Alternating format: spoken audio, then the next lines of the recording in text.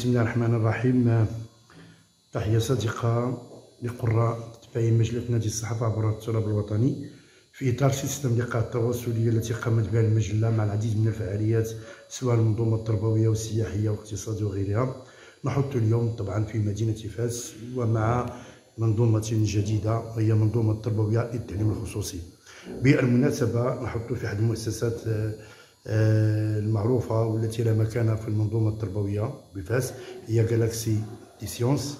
معنا السيد عبد الواحد الحماموشي ورئيس مكتب التعليم الخصوصي بفاس. مرحبا بك. الله يبارك فيك يا سيدي. ايوا ما وجدتينا لا اتاي لا والو. مرحبا على اختي. طيب سيد غادي قبل ما فيها بس قبل ما نفتحوا واحد المجموعه من الاخواص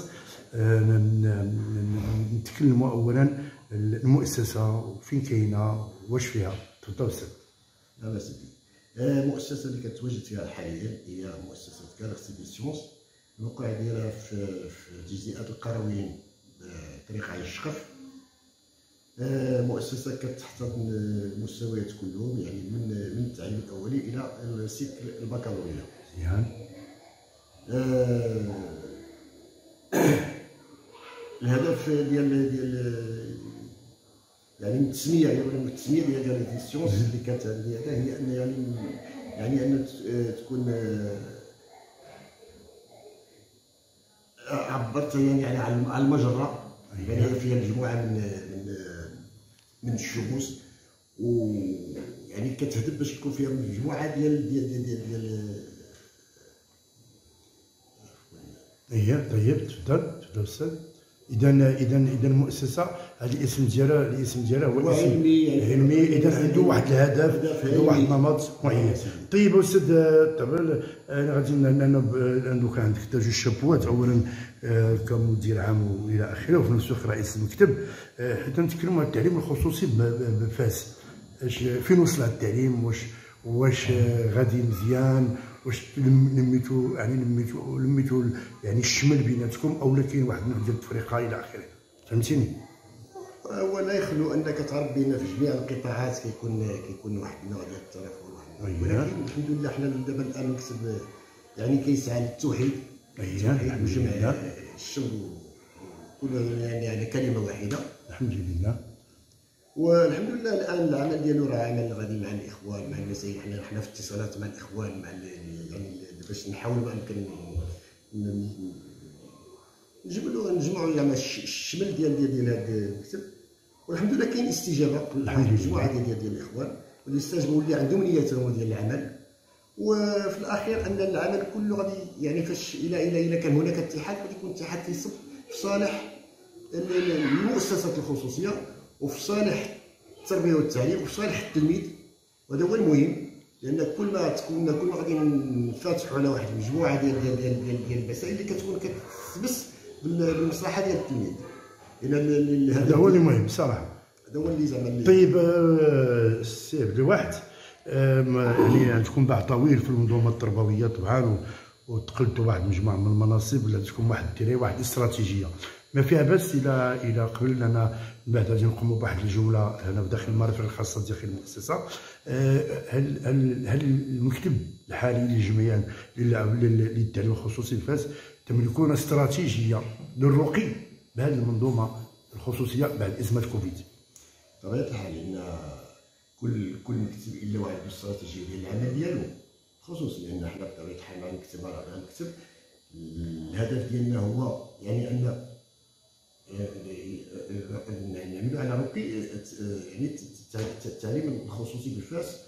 والمشاكل اللي كانت عالقه نحاول ما امكن يعني نتجاوزوها ونبنيو واحد الصرح اللي غادي يمكن يعني يمكن من ثم ننطلقوا الى العمل الجديد، العمل المفيد اللي يعني اللي يرجع الخير لا علينا ولا على التعليم بصفه عامه. اذا غادي نبقاو دائما معك. هذه ما هي الا ما خدتني ديما ماشي باش ندخلوا لواحد المجموعه من الافكار اللي غادي نناقشوا معك. اذا مباشره غادي نقوموا باش نديروا واحد الزياره، فبقاو معنا. هذا الطبق الاول المؤسسه اللي خصو للتعليم الابتدائي. اييه طيب. اذا حنا الان هذا فضاء كبير هذا. يعني خاص بالتعليم الابتدائي. تفضل استاذ. اذا نحن الان امام هذا المرفق الخصوصي تاع للتعليم معنا السيد المدير العام. هذا القسم ديال السادس الابتدائي. اييه. الكلام ديالهم حاصلين على التباعد على مسائل ديال الاحترازيه. اييه. الساده معنا السيده يمكن تعطيها الميكرو استاذ، عطيها الميكرو. الاسم ديالك والصفه عافاك. Donc, je suis la maîtresse Yasmine Gharizi, maîtresse de français pour les 6e années et les 5e années. Donc, comme vous voyez, tous les élèves portent leur bavette, on respecte la distanciation ainsi que les mesures d'hygiène.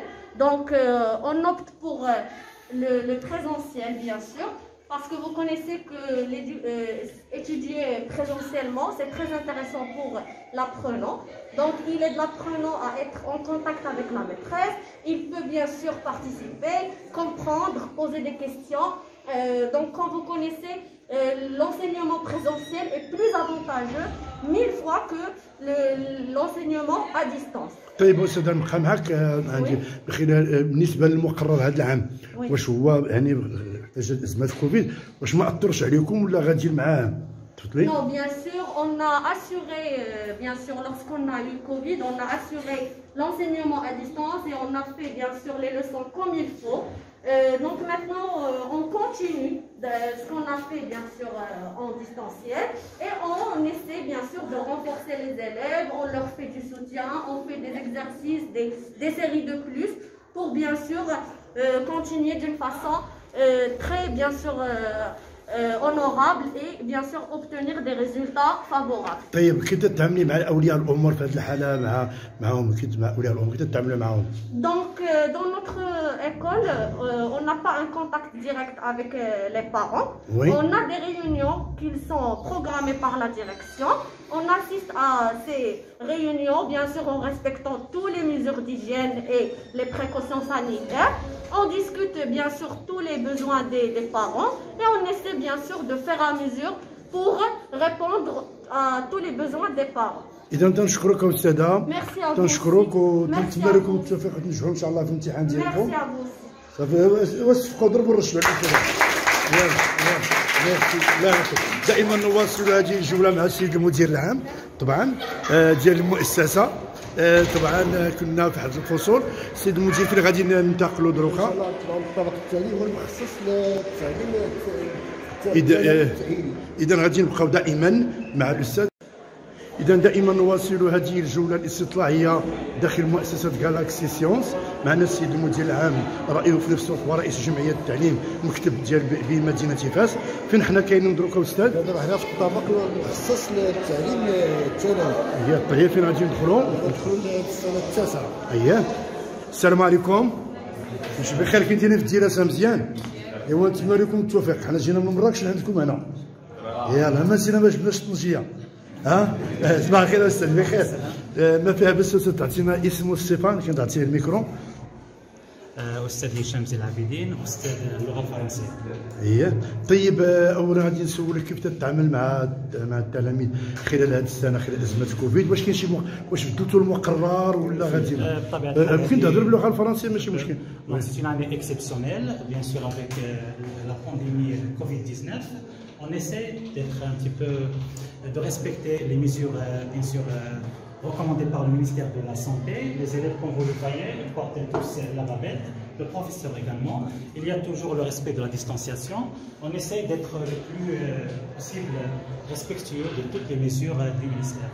طيب بالنسبه واش ديروا تدير التلاميذ يعني قبل ما تدخل ما تبدا الدرس يعني واحد الدقائق التحسيس بهذه العمليه هذه؟ Au début de l'année, on a consacré quelques séances de sensibilisation. On a essayé de sensibiliser les élèves, de leur donner toutes les consignes qu'ils doivent respecter pour rester sains et pour bien sûr qu'on puisse terminer cette année dans les bonnes conditions. À propos du programme, il n'y a aucun changement puisque le nombre des élèves est réduit, comme vous le voyez. On n'a pas réparti la classe en groupe.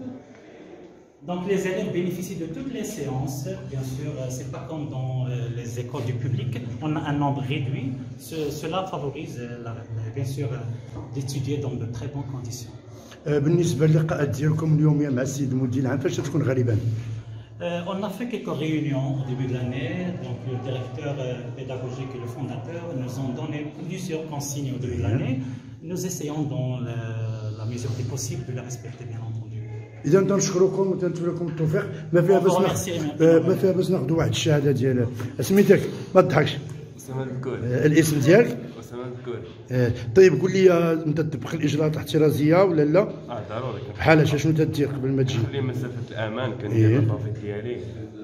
وبالنسبه للمتابعه الدروس ديالك تتفضل يكون التعليم عن بعد ولا عن قرب؟ لا، التعليم عن قرب. علاش؟ حيت كنستافدوا اكثر تكون لك واحد التجاوب مع الاستاذ ديالك. اذا تنشكروك وتنتمنى لكم التوفيق وتنواصلوا هذه المسيره لا عنكم. طيب السيد المدير، طبعا كنا نشوفوا شي قسم اخر اذا كان ممكن. طيب نواصلوا هذه الجوله الاستطلاعيه داخل المؤسسه، نقدروا نشوفوا شي قسم اخر اذا كان ممكن. طبعا هنا تيدوزوا، اعتقد تيدوزوا شي امتحان على ما اظن. صباح الخير عليكم. واخا جيناك في هاد الظرفيه هادي، اسمح لينا لا اختي كلشي بخير. هادي السنه اولى باك مزيان، الله يعاونكم الله يكمل بخير. اليوم هذا فرض تنشوفوا ما فيها باش ناخذوا واحد كلمه صغيره. استاذ اذا كان ممكن، استاذ اللغه العربيه، استاذ الاسم ديالكم؟ مصطفى سعيد حموش، استاذ اللغه العربيه مستوى الثانوي التاهيلي. اليوم نعم تكلم استاذ، تفضل. اذا كاين على مستوى التباعد الجسدي، عندنا تباعد جسدي خاصه ان العدد قليل القسم، اذا ما عندناش مشكل ديال التباعد هذا. وكذلك بما انهم عندهم امتحان، اذا حاولنا ان يكون التباعد اكثر مزيان باش نوجدوا الامتحان الجهوي ان شاء الله. هذا وكما كتشوفوا كنظن ان القسم شارح راسو ما نحتاجش اضافات اكثر. طيب استاذ، طبعا واحد النقطه اللي بغيت نقول لك بالنسبه للتلاميذ، يعني الحمد لله واش غادي مع المقرر مزيان؟ بما ان كاين عدد قليل، اذا حنا غاديين بمستوى 100% كما سبق لزياره السيد المفتش، لقينا غاديين ب 100%. اذا ما غيكونش عندنا اي مشكل على مستوى المقرر ديالنا غادي في الزمن المحدد له. اذا ما غيكونش مشكل، حتى اذا كان امتحان بالنسبه لجميع الدروس ما غيكونش مشكل بالنسبه للمؤسسه. اذا تنشكرك استاذ وتنشكر السيد المدير العام على هذه العمليه وشكرا. طيب بعد الجوله اللي قمنا بها داخل مؤسسه جالاكسي سيونس الموجوده في طريق عين شقف، وهي مؤسسه حي القرويين. هذا شقف وهي مؤسسة عريقة ولا مكانتها في المنظومة التربوية بطاقمنا الإداري والإعلامي اللي جمعنا من مراكش، وشفنا واحد المجموعة من المرافق الخاصة واخذنا شهادات من الأطر الإدارية والتلاميذ اللي تدل بأن بكل صراحة أن المؤسسة تسير في النهج الصحيح، وبحسن أن معنا الذي يدير هذه المؤسسة ورئيس مكتب الجمعية، رئيس مكتب التعليم الخصوصي بالفاس. إذا هذا السيد طبعا عنده دراية بالتعليم الخصوصي. طبعا غادي نخلي السيد المدير التربوي يتكلم لنا على خصوصيه المؤسسه. الاسم والناس معك؟ الاسم جلالي الحبش، مدير تربوي مؤسسه جالاكسي دي سيونس. بالنسبه للاسلاك التعليميه ثلاث: الابتدائي، الاعدادي، ثم الثانوي التاهيلي. اشنو هي خصوصيه المؤسسه؟ واش نشوف بان المؤسسه عندها اضافه نوعيه بالنسبه بالنسبه لمدينه فاس؟ بالنسبه للمؤسسات كتشتغل كباقي المؤسسات الخصوصيه هنا في مدينه فاس، كتقوم بالدور ديالها على اكمل وجه. بالنسبه رغم ان هذه السنه كانت سنه استثنائيه بجميع المقاييس، الا ان المؤسسه دارت واحد المجموعه من الاجراءات اللي خلاتها انها تمشي مع المقرر الدراسي وتمشي مع السنه الدراسيه في احسن الاحوال. ولحد الان الحمد لله يعني لا المقرر الدراسي ولا التتبع ديال العمليه الدراسيه بشكل عام يعني غادي في احسن الاحوال والحمد لله، ونتمنوا ان السنه التاليه يعني في احسن الاحوال ان شاء الله. اذا تنشكروك. غادي نخلي اخر كلمه للسيد المدير. باقي شي اضافه اخرى؟ بالنسبه للاضافه انا كنقول بالنسبه للاجراءات الاحترازيه اللي كانت صدرت عن وزاره الصحه واللي كنا ملزمين ان نطبقوها حفاظا على السلامه والجسديه، وحاولنا نطبقوا جميع الاجراءات اللي جاتنا والتوصيات اللي جاتنا من النيابه، والحمد لله يعني الامور غاديه في احسن الاحوال ان شاء الله. شكرا استاذ دائما. ونخلي الان الكلمه للسيد المدير العام. توضحوا السيد المدير.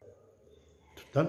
اذا اخر كلمه نطلب الله سبحانه وتعالى ان يرفع بها الوباء وتعود الامور الى يعني الحمد لله هكذا كانت.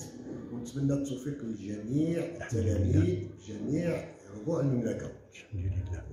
السلام عليكم. اذا تنشكركم وتنتمناو هذا ما هو لقاء اولي، وطبعا مجله نادي الصحافه دائما ان شاء الله تكون دائما في علاقه معكم وتسير جميع الانشطه ديالكم. واكيد انه حتى الشهادات اللي استقينا بعض اباء اولياء الامور قبل ما ندوزو عندكم، يعني كانت يعني كل ينوه بالتدبير الحكيم والمعقد لهذه المؤسسه.